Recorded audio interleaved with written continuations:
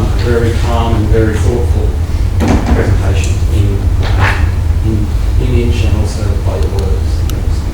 Sailing through this with a lot of conviction.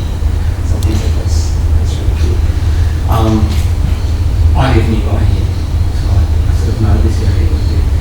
My question is that for all of the sociability that you're trying to set up in this, there's nothing at the street, there's nothing in here. Why is that? There's nothing in there. I don't actually view that as a street. The main street is along the top view. Yeah, but the way that people engage as you move around the city, also this is at street.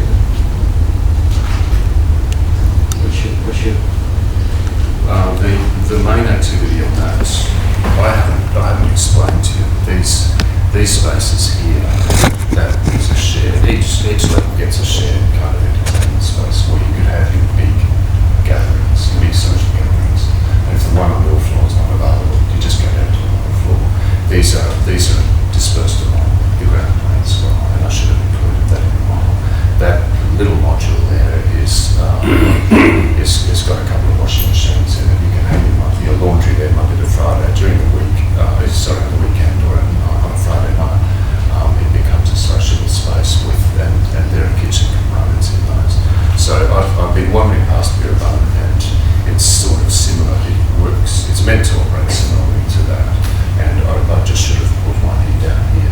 The other thing that should have been included is one of the bicycle storage areas. So I don't see that as a linear, a place that you would circulate through in a linear way. But it's more modular. But you park next to the vertical circulation. You park your bicycle and your handcuff, and you brought back the boys and move through the building. And within a couple of bays, I mean these bays, this is just a guess, because that whole thing can be reshuffled according to whatever algorithm. We'll just. This is the one that's giving us a problem. Yeah. When did it last flood, mate? Pardon me? When did it last flood? Well, it was always flooded. Right. That's down in the depression of the tank flood. Well, that's the northern. That's not actually this side. That's kind of what I'm aspiring to. When did it last But flood? the one. 2007? Is it river flooding or is it flash flooding on the land? Or? Sorry, yeah, 2007. Which would be the flood. It's not flash Is it flooding. river? It's not flash. Well, it's surface flooding. Yeah, it doesn't really affect these areas as much, but it's probably in 1997 it's probably underwater for maybe 6 or 8 hours. But does it happen It happens pressure bulk. What about the sea level rise? What's the projection? Here it's about 5 metres age. You're above sea level now. Yeah, Carrington's the one which is problematic because it's underwater. Okay, so flooding here is surface flooding. It's flash flooding because I think as well it's sort of saying as well that this was a catchment for all of that Merriweather and land and water that would have come down to this area. And then because it's got hard surfaces, it could. Yeah, it's supposed to be basin. This is supposed to be basin, which is now captured. So a pretty reasonable. I'm not disagreeing with anything running. No, I'm just curious, like Rick about. It's not really. It's a flash flooding situation. Well, one of the things that flash flooding does in Brisbane is it tends to go. What's happened in those low-lying areas? It's full of industry or say workshops with exposed chemicals. And what happens is not just the water; it's the pollution of that water. Well, it migrates. It migrates, you mean? Well, no, yeah, when it floods, all it does is take that stuff and put it into the ground. So, and you've got it moving across, those 9 hours. You've got weird sewage works and all sorts of things. Much worse in Brisbane. Yeah, much worse in Brisbane. But even in low-lying areas where we have flash flooding, it brings with, because they've settled those areas later, they've actually allowed workshops, paint factories and things. There's lots of mistakes to be. No, I'm saying that would be part of this program that you're talking about, presumably. I didn't know about the 5 metres, but I had read that the worst case scenario for this is 1.5 metres. No. That's the sea level. Oh, okay, right, yeah, okay. No. So So that's the why height it's of the sits. land It would be 5 or sea 600 level. metres above. Yeah, but what might happen though, like underneath this building, it's an interesting thing to think about, right? Raise it. But if you think about like the traditional, reasonably tropical houses that are up on stilts, where the actual underside of them is used for all manner of sort of utilitarian things for a household, then it's probably quite possible in the case of these apartments that this zone that's underneath that area there could be like on a raised deck that's up 18 inches, 2 feet, 2.5 feet. It could be of quite a temporary nature, but it could be the place where, you know, the bicycles are parked, the washing, you know, lots and lots of small things, storage. Absolutely, and so the terrain, is it terrain vague? The sort of wildness of these regenerated areas can lap up to those edges. So my feeling about it, Rohan, is that I admire very much your political and regenerative standpoint in these issues, and I just think that instead of the way the governments in this country, local governments and state and city governments have totally demolished sites, clean swept sites, and then gone ahead and done other stuff in them, is just not the way to act. And I think that your position that you've taken is incredibly strong from that point of view. And so I really admire that in your scheme. I think it's a standpoint that's been born of maturity and time, and your whole sort of previous life before architecture has allowed you to think about these sort of things in quite a clear way. And then your movement to say, well, it can be done in timber, which is whose carbon footprint is nearly zero.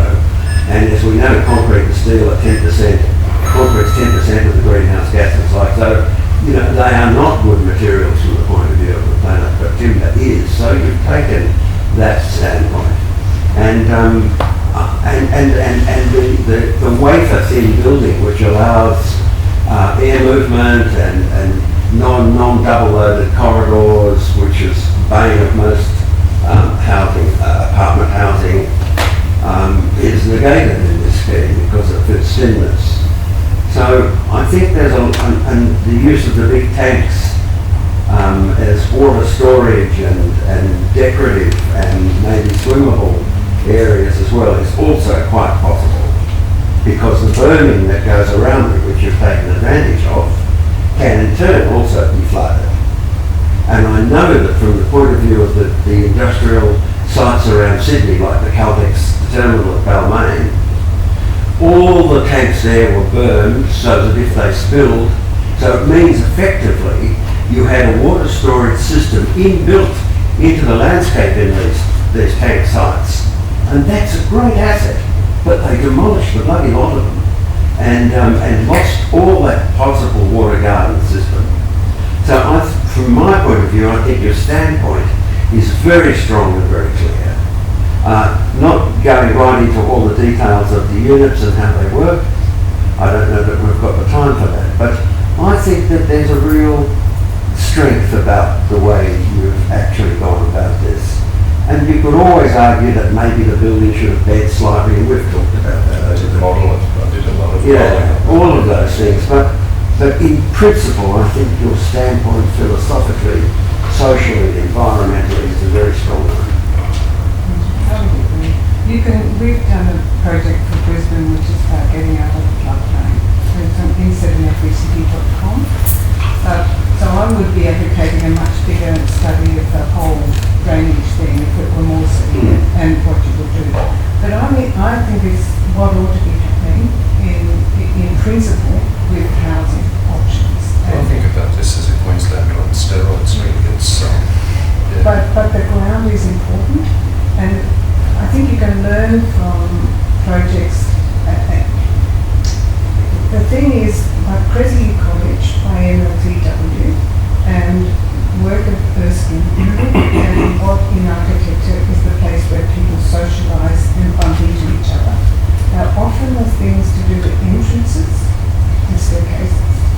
And if you make them as vertical piazzas, where someone's fumbling for a key and somebody says, oh, hi, that's where those things happen. And you'll see in the Cresby College, the stairs are built outside the building so that they make a place at the gates where you can park your bike, so that you will make incidental comments to each other, because if you count the numbers of people in that long row, they were quite far apart from each other, but they're bunched when they're coming down. So things like landings, staircases with little side platforms off at the half landing, places near the lift where you could wait for someone, all of those places become critical, much more so than all the space you make, but where things can spontaneously happen. You can actually have a party then in the vertical section, the staircase party, which you see in colleges in Cambridge, where again you've got singles and doubles. So I think there's a lot to gain out of understanding, particularly when you're working with small places. You can't have people over so easily in Japan, for example, but you can use that what the public realm for things like the pub is used to be. So I just think that's one thing. I love the way that you use the Dublin Heights space to give a sense that you can go to a big place. So you're onto it. The thing is how to see that as coming to the ground and doing something, and going up and doing something when you've got this lovely roof space as well. So I think with very little you'll have that communal space, because it won't happen in this long line. I think even with parking the bikes under there or whatever, it's less likely to happen. And I think it's where you're coming down and you make these alignments of things going on there, at the foot where the feet come down. And I think some of these tanks can be cut down, or you can get back to the steel structure and take the cladding off or something, because I think while they're sculptural, where I see there's the sun looking down at them, I think when I'm walking around them, they could be spinning. I don't know, I'm just a woman at night, coming home through the forest and the big bad wolf. Red Riding Hood, and I'm on my bike even. So I just think to be able to look through some of those and still see the form, but you could throw beans up the mother. So just to come back to being naive and utopian, I know exactly what you mean, that all architecture based on thinking ahead of things that don't exist is always imagined, is always idealistic if it's any good. It's always ahead of, it's the thing that's coming. Every one of us is doing it if we're doing architecture. So if we're not trying to think the best, what's the best we can do? What are we just doing, repeating what we're doing today? If we know that there's something better. So I have an obligation not to think of it as naive and utopian, which are painful, but to think these imagine better states, and that we're offering them their gifts. We aren't dictators. We're saying you could live like this. We could have cities like this. That's the strength of it. And that's what we should be, all of us should be doing, whether we're doing crematoria or we're doing objects that, for tomorrow or whatever it is. That is everyone is doing it anyway. You may as well be conscious that that's what you're doing. I think, is this the best that I can offer? Will it make a better world for people who live here or work here or walk along this street? That's what we can do, because everything we're doing is thinking about tomorrow and the next day and the next day. And with a forest, I mean, who's not going to enjoy that? So I just think you don't ever apologise for thinking about a better state for tomorrow and anything you do. I think the word in principle was used a lot by the jurors here. And I think in principle it's an amazing sort of attitude to, and a necessary attitude to what should happen in principle. And you stated the principles really clearly. I would have loved to have seen the landscape drawing. I think of all the things we've seen today, it was a sit-up to a beautiful wetlands, dry landscape drawing. And I'm surprised we haven't seen any landscape drawings. I'm also, and I want to compliment you on tying it all together. You haven't tied it together all year and then suddenly it's been tied together, and that's really beautiful. It's quite a tough site to tie together. It looks